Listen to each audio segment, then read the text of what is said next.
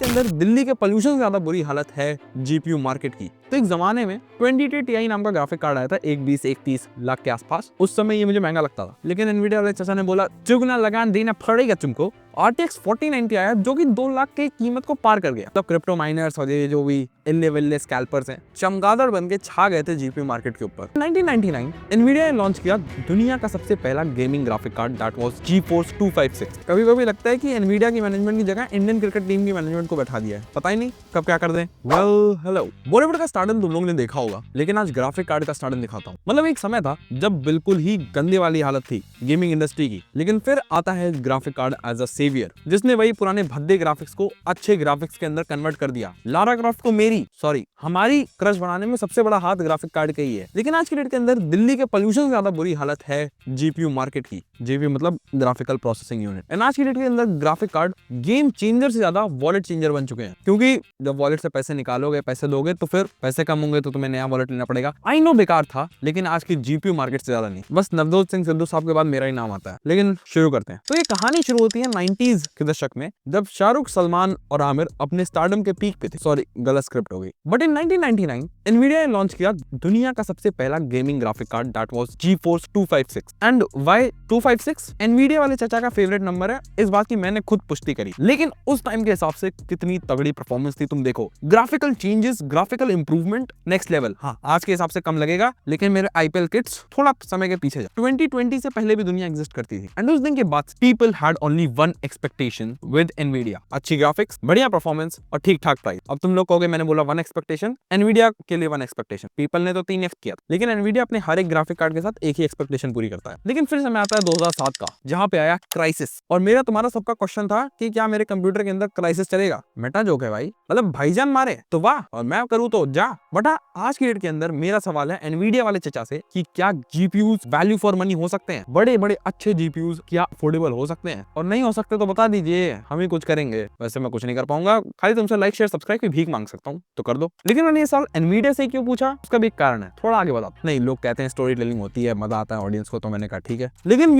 एक fun fact बताता हूँ, समय का पहिया हमेशा चलता रहता है। एंड ऐसे करते करते हम लोग 2010 के अंदर प्रवेश कर गए एंड 2010 के अंदर जीपीयूज अच्छे खासे इवॉल्व हुए। रे ट्रेसिंग का जमाना भी शुरू हो गया, शैडोज ज्यादा रियल हो गए एंड रिफ्लेक्शन ज्यादा खूबसूरत हो गए। यू नो व्हाट इज खूबसूरत? बट हमने यहाँ पे रिफ्लेक्शन के दो टाइप भी देखे। एक जीपीयू प्राइसेस में, मतलब डबल डबल डबल महंगा महंगा महंगा, एंड दूसरा हमारी इनकम पे। नहीं समझ में आया, मुझे भी नहीं समझ में आया था जब कैरमल पॉपकॉर्न पे 18% जीएसटी लगा। मैंने पूछा नहीं ना। बट आज की डेट के अंदर ग्राफिक कार्ड एक्सपेंसिव नहीं है, नो, बस एक स्टेटस सिंबल बन चुका है। तभी कह रहा हूँ एप्पल वालों को रोको, उन लोग के मार्गदर्शन पे दूसरी कंपनियां चल रही हैं और मामला खराब हो रहा है। लेकिन एक रेफरेंस देना हूं तो एक जमाने में 2080 Ti नाम का ग्राफिक कार्ड आया था 1-20-1-30 लाख के आसपास। उस समय ये मुझे महंगा लगता था, लेकिन एनवीडिया वाले चाचा ने बोला चुगना लगान देना पड़ेगा तुमको। मतलब I know very bad accent, पर मैं कोई लंदन रिटर्न नहीं, क्योंकि उतने पैसे ही नहीं है। बट स्टिल RTX 4090 आया जो कि 2 लाख की कीमत को पार कर गया। हाँ, बीच में बेचारा भूला भाला 3090 भी इन्होंने लॉन्च किया था, वो भी 1.5 लाख के आसपास ही था। एंड आज की डेट के अंदर गेमिंग पीसी नहीं बनते,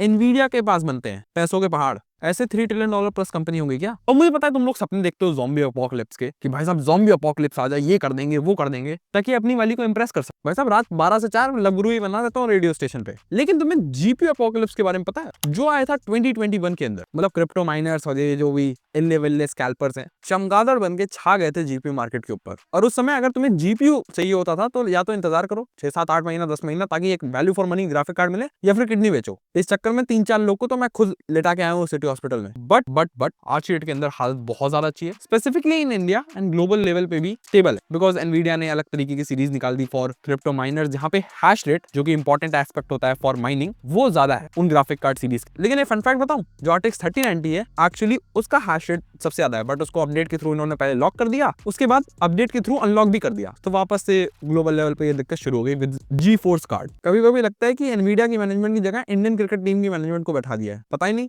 कब क्या कर दें। बट इंडिया के अंदर क्योंकि क्रिप्टो माइनिंग वगैरह पे अच्छा खासा टैक्स लग गया, इस कारणवश लोगों ने करना छोड़ दिया। एंड मैं तो हमेशा ही कहता हूँ, अगर तुम खरीदोगे नहीं तो कोई बेचेगा नहीं, और तुम खरीदोगे तो 100 लोग बेचेंगे। चलो टैक्स लगा के कहीं तो फायदा हुआ, किसी का तो हुआ। लेकिन आज की डेट के अंदर मार्केट सेगमेंट की क्या हाल? अगर बिल्कुल लो टीयर मिड टीयर की बात करें तो लेटेस्ट ग्राफिक कार्ड तुम्हारे 25,000 के ऊपर से शुरू हो जाते हैं, जहां पे तुम्हें 4060, RX 7600 एंड इंटेल भी आ चुका है इस सीरीज के अंदर ऑफ जीपीयूज, तो वहां पे तुम्हें इंटेल Arc A770 देखने को मिल जाए। ऑब्वियसली गुड ग्राफिक कार्ड, इसमें कोई दो राय वाली बात नहीं है, जहां पर परफॉर्मेंस एक अच्छी खासी मिल जाती है। बाकी यहाँ with Intel and AMD GPUs there is stability and connectivity issues, compatibility issues। तुम्हारी गर्लफ्रेंड से ज्यादा compatibility issues इंटेल के ग्राफिक कार्ड के अंदर आते हैं, तो समझ जाओ किस लेवल पे दिक्कतें आ रही हैं with Intel cards. But still इस प्राइस रेंज के अंदर मैं सबसे ज्यादा ठीक मानता हूँ ग्राफिक कार्ड लेना, बिकॉज यहाँ पे कॉम्पिटिशन है। Where in bit high end price जहाँ पे तुम 4080 जैसे ग्राफिक कार्ड को देखो, या फिर RX 7900 ग्राफिक कार्ड को देखोगे, या फिर 79XT को देखोगे, वहां पे हालत एक्चुअली थोड़ी सी खराब हो जाती है AMD की, बिकॉज ऑब्वियसली जब आप प्रीमियम पे करते हो तो you want premium brand and specialised brand, जहाँ पे एनवीडिया को टक्कर कोई नहीं दे सकता।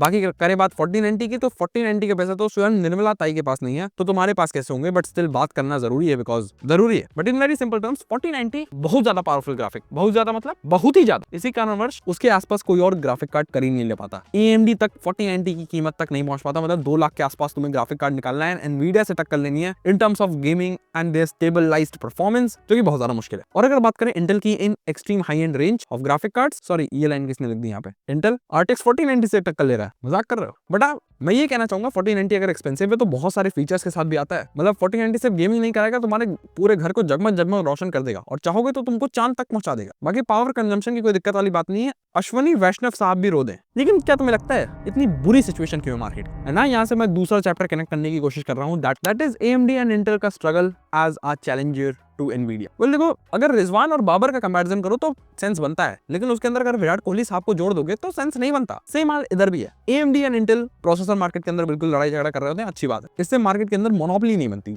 लेकिन जीपी मार्केट के अंदर इंटेल नया नया आया है एंड AMD एनवीडिया को टक्कर दे ही नहीं पा रहा है, तो इन दोनों की लड़ाई भी डिसेंट ही होती है। बिल्कुल बजट सेगमेंट के अंदर ऑपरेट करते हैं, बिल्कुल अफोर्डेबल ग्राफिक कार्ड बनाने का ट्राई करते हैं। AMD के लिए कहना चाहूंगा, जब इनकी RX 5000 सीरीज आई थी वहां पे मुझे चीजें अच्छी देखने को मिल रही थी, स्टेबल परफॉर्मेंस आ रही थी, लेकिन 6000 सीरीज के साथ जो इन्होंने आतंक मचाया है, इतनी अनस्टेबल कर दी है परफॉर्मेंस, कभी चांद तक तो कभी सीधे मारियाना ट्रेंच तक, you know very geographical joke. बाकी अगर AMD की बात करें तो मोस्टली लोग दिक्कत कर रहे हैं या फिर अटक रहे हैं इन टर्म्स ऑफ ड्राइवर्स, और गाड़ी उस दिन ड्राइवर चला रहा था वो वाला ड्राइवर नहीं, ग्राफिक कार्ड वाला ड्राइवर की बात कर रहा हूं मैं यहाँ पर। बट यू नो यहाँ पे एक फीचर बहुत बढ़िया देती है AMD। वो फीचर इस प्रकार का है कि गेम चलता नहीं, क्रैश हो जाता है। तुम कहोगे वो फीचर कैसे? तुम्हारे माँ बाप के लिए तो वो फीचर ही है, गेम चले ही ना, क्रैश हो गया। और इस बात की पुष्टिकरण मैंने स्वयं करी है। इंडियन फैमिलीज का ये फीचर डलवाने में सबसे बड़ा हाथ। और एक गेमर का पेन समझो, गेम हारने से ज्यादा दुख होता है जब गेम चले ही ना, और अगर विश्वास नहीं होता तो कैरी भाई से पूछ लो। लेकिन इंटेल के बारे में बात करना जरूरी रहता है, बिकॉज डिसेंट काम कर रहे हैं विद देयर आर्क सीरीज में कहूंगा। और मैं ये भी कहना चाहूंगा क्यों कर रहे हैं, मत करो। ग्राफिक कार्ड की रेस के अंदर घुसते ही इन्होंने रेस 3 बना दी है पूरी। समझ में नहीं आ रहा क्या करना चाह रहे हैं। परफॉर्मेंस नहीं टारगेट करते ये लोग, और अगर ट्राई करते हैं परफॉर्मेंस टारगेट करने का मिड टियर मार्केट के अंदर जहां पे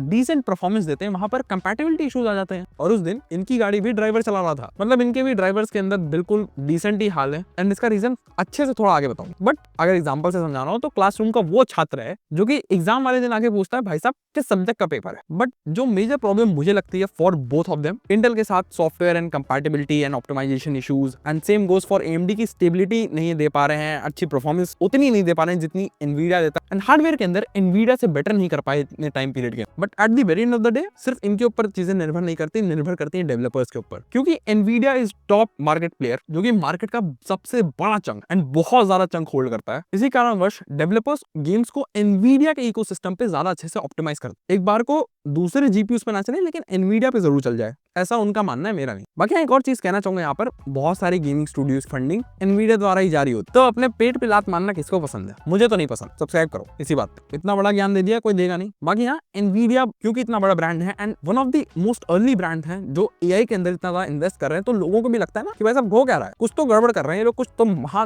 खतरनाक चीज कर रहे हैं। तो अगर सुर्खियों के अंदर बने रहोगे तो फिर मार्केट के अंदर भी बने रहोगे। एंड इसी कारणवश क्योंकि एनवीडिया टॉप ब्रांड है and ecosystem end game industry wise top पे, एनवीडिया एंड इंटेल बिल्कुल कंपीट नहीं कर पाते हैं इससे। मतलब मोनोपोली ना होते हुए भी मोनोपोली बना ली है एनवीडिया ने, लेकिन जो मोनोपोली एनवीडिया ने बनाई है उसको और स्ट्रेंथन करने आ रही है उसकी 5000 सीरीज। हमने AMD के 5000 सीरीज देख ली जो कि बहुत ज्यादा बुरी थी, लेकिन Nvidia on the very other hand काफी ज्यादा प्रॉमिसिंग लग रही है। लीक्स एंड रूमर्स अपने आप बाहर आ जाते हैं, छुपाए नहीं छुपते, बिल्कुल पाइल्स की तरह। लेकिन जो मेजर लीक्स एंड रूमर्स आ रहे हैं, जो कि हर बार का इंडिया ड्रामा होता है कि ज्यादा पावर कंजम्पशन करेंगे ज्यादा, लेकिन परफॉर्मेंस आपको प्रोवाइड करेंगे ज्यादा कीमत के साथ। लेकिन at the very and end of the day तुम्हारे दिमाग में एक सवाल जरूर उछलना चाहिए, अगर नहीं उछल रहा तो दिमाग का इलाज कराओ और क्या कहूं, दैट इज क्या इतनी परफॉर्मेंस की हमको जरूरत है। बिकॉज 4090 को देखते हैं, 4090 बिल्कुल पीक परफॉर्मेंस टच करता है and it is the most powerful gaming GPU आज की डेट के अंदर। फ्यूचर में जब 5090 आएगा तब वो हो जाएगा बेस्ट गेमिंग जीपीयू, लेकिन अभी 4090 एंड बहुत सारे गेम्स अभी उसकी पूरी पावर को एक्चुअली यूटिलाइज नहीं कर पाते हैं एंड गेम्स अभी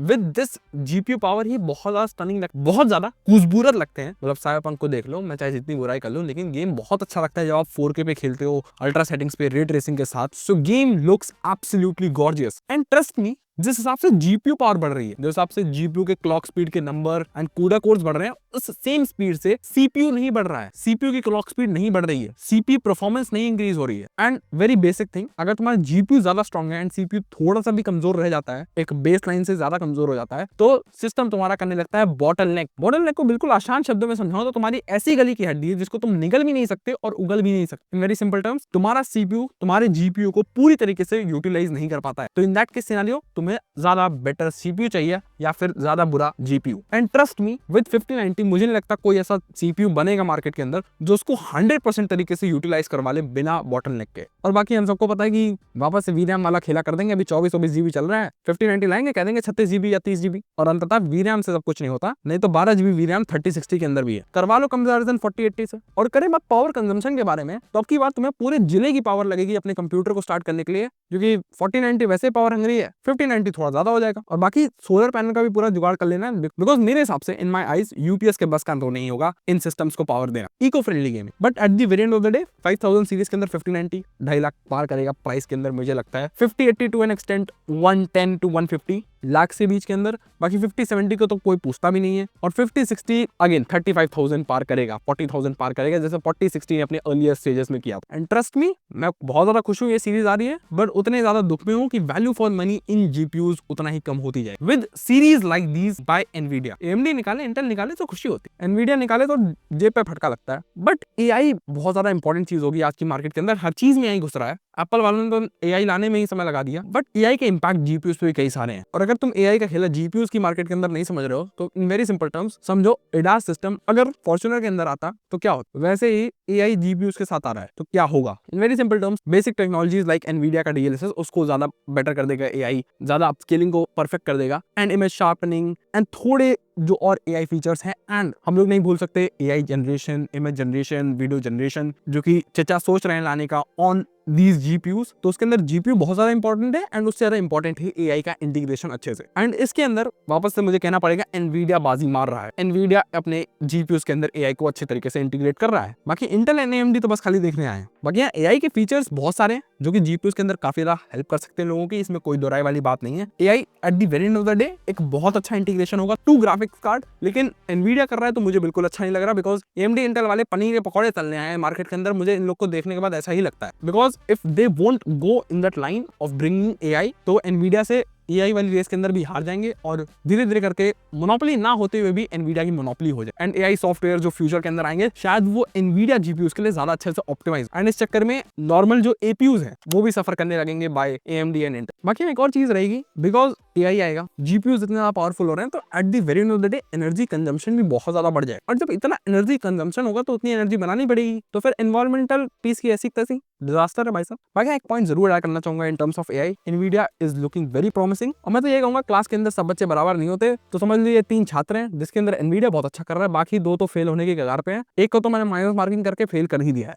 एएमडी बच रहा है, फिक्र मत करो उसको भी कर दूंगा। लेकिन फ्यूचर क्या है ऑफ जीपीयूज, ग्राफिक कार्ड किस राह की तरफ निकल चुके हैं, और वो राह सही है या फिर गलत है तो हम पटरी पे ला देंगे। देखो इन माय आईज जीपीयूज का फ्यूचर बहुत ज्यादा ब्राइट है, लेकिन थोड़ा सा अनसर्टेन भी है। In very end of the day India के अंदर हम सबको पता है कि अच्छी खासी लगी पड़ी है मिडिल क्लास की एंड अच्छे खासे लोगों की, तो इस कारणवश लोग पैसे ही नहीं खर्च कर पा रहे हैं। एंड जीपीयूज जब इतने महंगे होने लगेंगे तो वापस से कोई ज्यादा खरीदेगा नहीं। स्पेसिफिकली मैं इंडियन मार्केट के बारे में बात, तो at the very end of the day GPUs सिर्फ प्रोफेशनल या फिर एलीट पीपल के लिए रह जाए, एंड नॉर्मल पीपल जो गेमिंग का मजा उठाते हैं वो नहीं उठा पाएंगे और वो एपीयूज की तरफ चले जाएंगे। और जो टेक एनवीडिया जीपीयूज के अंदर ला रहा है वो एएमडी या फिर इंटेल जैसे ब्रांड्स जीपीयू के अंदर नहीं ला पा रहे हैं, तो एपीयू के अंदर बाद में ही लाएंगे। जैसे एफएसआर फॉर एपीयूज बहुत बड़ी चीज थी, एएमडी ने अच्छे से उसको मास्टर कर लिया, लेकिन और सारे एआई फीचर्स बहुत बड़ी रहा है, रास्ता बहुत बड़ा है फॉर दोस एआई फीचर्स जो आ पाए इधर। And at the very end of the day gamers को इससे बहुत ज्यादा दिक्कत होगी, बहुत ज्यादा नेगेटिव इंपैक्ट पड़ेगा, क्योंकि हालत बद से बदतर होती जाएगी विद ऑन कमिंग जनरेशंस अगर एनवीडिया की मोनोपोलिस्टिक मार्केट को यहाँ पे खत्म नहीं किया गया। बट इन केस मान लेते हैं नहीं खत्म कर पाएंगे, बिकॉज मुझे अपने 2 छात्रों से तो बिल्कुल नहीं उम्मीद है, लेकिन एनवीडिया से थोड़ी उम्मीद है। एंड मैं कहना चाहूंगा जीटीएक्स सीरीज को वापस लाओ। तुम कहोगे क्यों? इन वेरी सिंपल टर्म्स 15,000 या फिर बजट रेंज के अंदर जीटीएक्स सीरीज के अंदर आप लेटेस्ट ग्राफिक कार्ड निकाल सकते हो 10 से 15,000 के बीच में, या फिर 10 से 20,000 के बीच में, जहां पे हर साल आप एक ग्राफिक कार्ड या 2 ग्राफिक कार्ड लाओ, ताकि बजट गेमर्स को थोड़ी सी राहत मिले। बिकॉज चाहे जो कह लो, पुराना ग्राफिक कार्ड लेना थोड़ा सा रिस्क हो जाता है, बिकॉज कुछ टाइम बाद ड्राइवर्स डिसकंटिन्यू कर दिए जाते हैं बाय अ ब्रांड। तो हर साल या 2 साल में एक जीटीएक्स सीरीज का ग्राफिक कार्ड ला दो, या फिर 2-3 ले आओ, जैसी तुम्हारी इच्छा, ताकि बजट गेमर्स को भी थोड़ी सी राहत मिले। ऑब्वियसली परफॉर्मेंस बढ़ा सकते हैं, and to an extent DLSS का सपोर्ट भी डाल सकते हो। रे ट्रेसिंग मत डालो, बिकॉज मुझे पता है कि 15,000 के नीचे जो भी ग्राफिक कार्ड आएगा वो रे ट्रेसिंग नहीं, वो मजाक ही करवाएगा। बट स्टिल जीटेक्स सीरीज वापस लाई जा सकती है। इसमें तुम्हारा क्या मानना है वो तुम कमेंट्स के अंदर बता सकते हो। नहीं, एल्गोरिथम को लगता है कि लोग एंगेज कर रहे हैं तो वीडियो ज्यादा पुश करता है। बाकी इसमें मेरा पर्सनल फायदा कुछ, बाकी एक अल्टरनेटिव सोल्यूशन जरूर है, दैट इज क्लाउड गेमिंग। लेकिन क्लाउड गेमिंग के ऊपर डेडिकेटेड ज्ञान दे चुका हूं मैं, वापस से अपनी जबान नहीं खराब करना चाहूंगा फॉर क्लाउड गेमिंग इंडस्ट्री। लेकिन इतना जरूर चीज ऐड कर दूंगा, तब से अभी तक कोई इंप्रूवमेंट नहीं हुई या मुझे दिख नहीं रही। बट हाँ, फॉर फ्यूचर मुझे लगता है अच्छा है। ऑब्वियसली कोई ना कोई अल्टरनेटिव वे आएगा, जब आएगा तब की तब बात करेंगे। बट एक और चीज जरूर कहना चाहूंगा before I and the video, gaming हमेशा से स्पेक्स के बारे में नहीं थी, गेमिंग हमेशा से बेंचमार्क्स के बारे में नहीं थी। Gaming was exploring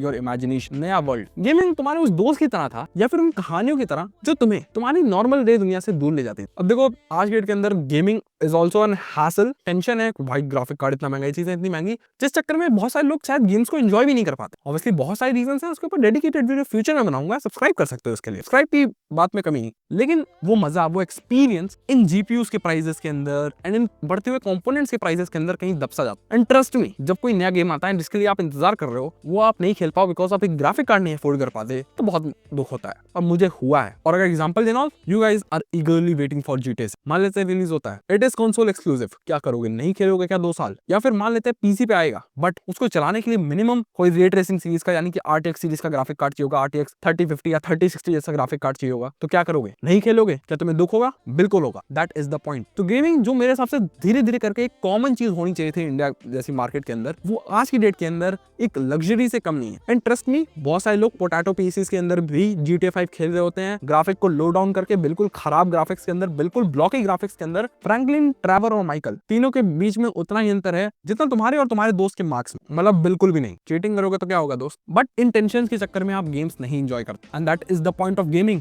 you need to enjoy it, you need to feel, and वो फीलिंग ही छीन लेते हैं ये। तो मैं गेमिंग ही नहीं करना चाहूंगा अगर इतनी टेंशन से गेम खिलाना है मुझे। मैं बढ़िया चाय कॉफी पी के मस्त हो जाऊंगा भाई साहब। बाकी इसमें तुम्हारा क्या कहना है वो बहुत बड़ी चीज आती है, तो जरूर बताना कमेंट सेक्शंस के अंदर। बाकी इंडिया के अंदर एक और चीज जो मैं ऐड करना चाहूंगा अबाउट टैक्स सिस्टम, जीपीयूज पे ठीक ठाक टैक्स लग जाता है, मतलब करीब करीब एवरेज 30 to 50%। तो उस कारणवश भी इंडिया के अंदर जीपीयूज महंगे हैं। बट ये जो मैंने प्रॉब्लम डिस्कस करी है, ये ग्लोबल मार्केट की है। बाकी सोल्यूशन की बात करें, क्योंकि सोल्यूशन जरूर देना चाहिए, प्रॉब्लम दिखाई तो सोल्यूशन ही बताऊंगा ना मैं। वो ये है, AMD and Intel need to do better. Because अगर ये 2 ब्रांड्स अच्छा करेंगे ना, तो एनवीडिया भी थोड़ी लगाम कसेगा एंड वो भी अच्छा करने का ट्राई करे। एंड सिर्फ मैं एनवीडिया से एक्सपेक्ट करूं कि वो ये कर दे, वो कर दे, वो नहीं करेगा। क्योंकि ट्रस्ट मी, जैसे यहाँ पे मैं व्यूज, लाइक, शेयर, सब्सक्राइब का भूखा हूं, वैसे वो लोग पैसे को भूखे हैं। तो देख रहे हो मैं कितना अच्छा आदमी हूं, बिल्कुल साधु आदमी, फ्री में दे रहा हूं सब। हाँ, लाइक, शेयर, सब्सक्राइब और कमेंट करने का, सब्सक्राइब तक करने का पैसा नहीं लगता है, तो कर दो। Whereas those guys are sitting for money, तो उनकी लगाम कसने वाला कोई नहीं। लेकिन जब कंपटीशन अच्छा करता है मार्केट के अंदर, तो अपने आप खुद ब खुद लगाम कस दी जाती है। तो बस दूसरे ब्रांड अच्छा करेंगे तो एनवीडिया भी ऑटोमेटिकली अच्छा करेगा। और बाकी डेवलपर्स को भी कहना चाहूंगा ये कि थोड़ा सा वाइड अप्रोच रखो, हर प्लेटफॉर्म के लिए गेम को अच्छे से ऑप्टिमाइज करो, तभी रिलीज। कोई जल्दी नहीं है, तुम्हारी बिल्ली का ब्याह नहीं हो रहा है जो तुमको इतनी जल्दी गेम रिलीज करके भागना है। बाकी बड़े बुजुर्ग तो कह के गए हैं, जैसी जिसकी इच्छा। तो बस यार, आपके वीडियो